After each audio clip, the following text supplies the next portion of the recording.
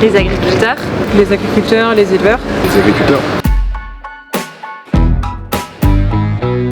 Conditions climatiques, tout ça, c'est un peu n'importe quoi et je pense qu'ils subissent énormément de pertes, de problèmes financiers, de pression, j'aimerais pas être à leur place. Les gens sont bien conscients qu'on est tributaire du climat et qu'il y a bien un changement climatique. Certes, oui, il y a des gens qui sont en train de se poser la question de mettre des vignes en place, etc. dans le nord.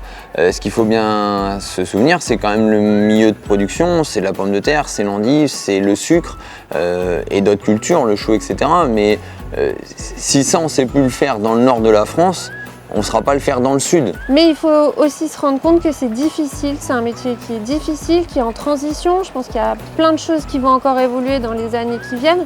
Nous aussi, on doit revoir nos méthodes de travail qui ne sont plus les mêmes qu'il y a quelques années, où c'est plus les méthodes de nos parents. Aujourd'hui, on doit innover en agricole, mais il y a de l'avenir dans l'agriculture de demain. Il y a 30 ans, on était aussi innovant qu'il peut l'être aujourd'hui quand on était jeune agriculteur, parce que quand je suis arrivé sur la ferme, j'ai fait plein de choses. Quand mes parents sont passés des chevaux au tracteur, ils ont fait plein de choses. Donc chaque génération évolue aussi suivant les demandes de la société, je pense. Le climat change et nous, on est obligés aussi de se réinventer, de s'adapter. Jamais de la vie, j'aurais imaginé cultiver des melons dans le Nord et aujourd'hui, je cultive des melons et on les réussit plutôt bien, des pastèques aussi. C'est de la transition, c'est de l'adaptation qui sont liées aussi à tous ces changements climatiques. Tout le monde cherche la pomme de terre, la binge, et chez nous, on ne sait plus la faire parce qu'il fait trop chaud ou il y a trop de temps sec. Donc il faut aussi que le consommateur le comprenne, c'est qu'il y a des choses qu'on ne sait plus produire parce que le climat a changé. Qu'elle ne pollue pas. Je puisse continuer à aller courir sans avoir dans le nez autre chose que du bon air. Je veux de la végétation. Je veux pouvoir faire un potager dans mon jardin sans être pollué par le champ d'à côté. Il faut bien savoir aujourd'hui que les produits qu'on met dans nos champs, c'est notre portefeuille qu'on vide. On aimerait ne pas mettre de produits phyto, mais quand quelqu'un est malade, les gens ils vont se faire soigner. Les docteurs ils sont pleins parce que les gens ils toussent, ils sont malades, ils ont besoin de médicaments. Nous c'est la même chose. Moins on en utilise, mieux on va se porter. On veut faire du raisonné, nous les premiers, on a une station de traitement d'eau, donc ça permet d'utiliser moins de produits phyto. Mais il y a un moment donné, si on utilise moins de molécules, il faut parfois passer un peu plus souvent, comme de l'homéopathie, de passer plus régulièrement avec des plus petites quantités et au final on a mis moins de produits dans les champs. Mais les gens nous voient plus souvent dans les champs en train de pulvériser alors que on met des quantités vraiment infimes. Oui, on est passé par une phase de chimie qui est remise en cause très fortement aujourd'hui. On a aujourd'hui une partie en bio sur l'exploitation, une partie en conventionnel, qui est extrêmement raisonné. Martin n'aime pas son pulvérisateur, donc il ne va jamais traiter par plaisir. Ça l'embête terriblement, donc il va aller 4 fois dans les champs avant de se dire là, il faut que j'y aille. Mon idéal agricole aujourd'hui, c'est qu'il en faut pour tout le monde, que ce soit de l'agriculture raisonnée, de l'agriculture conventionnelle, de l'agriculture biologique. Aujourd'hui, un agriculteur, comme je vous disais tout à l'heure, il a quand même besoin de gagner sa vie. Le monopole des supermarchés sur la nourriture, tout ça, ça les aide pas non plus.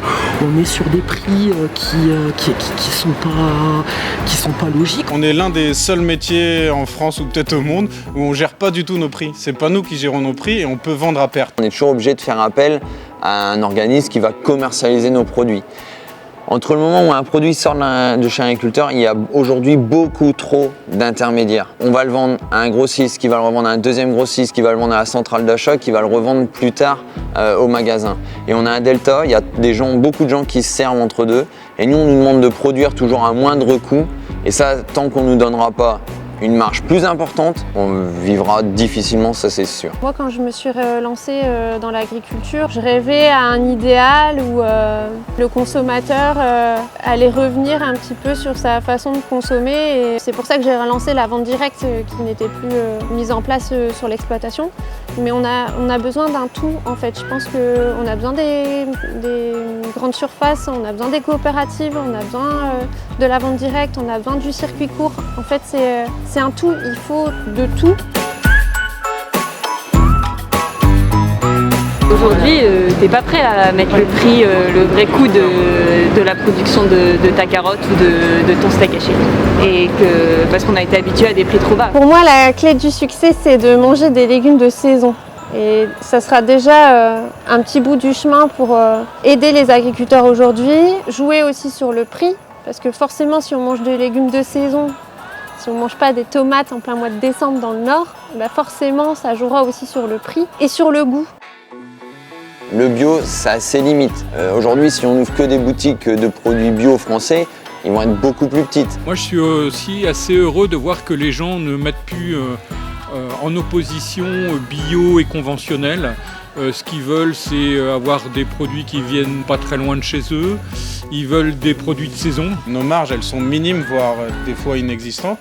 Donc c'est aussi ça qui fait qu'on ne peut pas forcément évoluer très vite, parce qu'on n'a pas forcément les moyens tout de suite. Mais c'est aussi aux consommateurs d'être peut-être un peu moins difficile. Certes, il paye avec des bons sous, il a le droit d'avoir un bon produit, il faut un produit qui conserve, mais peut-être acheter moins avec les yeux et plus avec du local et respectueux. Aujourd'hui, on va acheter de l'électroménager, on va acheter de la technologie, on va se faire plaisir, on va partir en vacances, on en a besoin. Je ne dis pas le contraire. Mais il y a 40 ans de ça, le premier point, c'était l'hébergement et ensuite l'alimentation.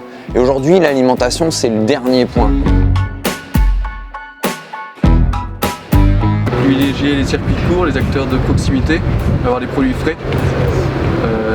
Ça va être là aujourd'hui, ça va être ce que je recherche principalement pour aller dans un restaurant. Je vais chercher circuit court, frais. Il faut manger en circuit court. Mais aujourd'hui, sur notre exploitation où par exemple on fait des endives, je produis 8-10 tonnes d'endives par jour. J'aimerais pouvoir tout vendre dans le Nord-Pas-de-Calais.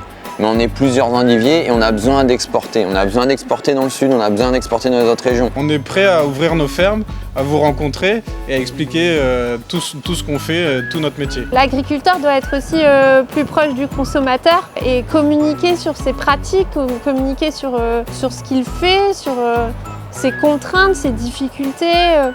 On doit se réinventer, on doit évoluer. On a des outils de communication qui sont mis aujourd'hui à notre disposition. Les réseaux sociaux, c'est un excellent moyen pour parler de notre métier. Moi, c'est mon premier moyen de communication. On a un savoir-faire français. Et ce savoir-faire, il faut l'envoyer, donner la possibilité à des gens extérieurs de la France de pouvoir manger, consommer des produits sains. Parce qu'aujourd'hui, l'agriculture française, retenez-le bien, qu'elle soit une petite exploitation ou un secteur industriel avec des grosses exploitations, des gros élevages laitiers, on sortira toujours un produit qui sera top qualité. Et ça, il n'y a personne qui a le droit de le garder chez soi. On doit aussi pouvoir l'exporter partout. On fait du Made in France et le Made in France doit être connu partout dans le monde.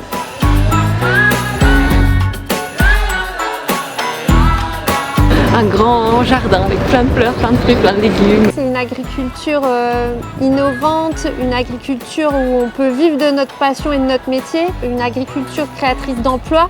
Où la terre revient un petit peu au centre des priorités et non la technologie ou le bénéfice. Les gens nous soutiennent parce qu'aujourd'hui, on sent on n'a pas de soutien de la population. C'est une agriculture qui sera encore plus productive, ça c'est sûr, parce qu'il faudra nourrir la population.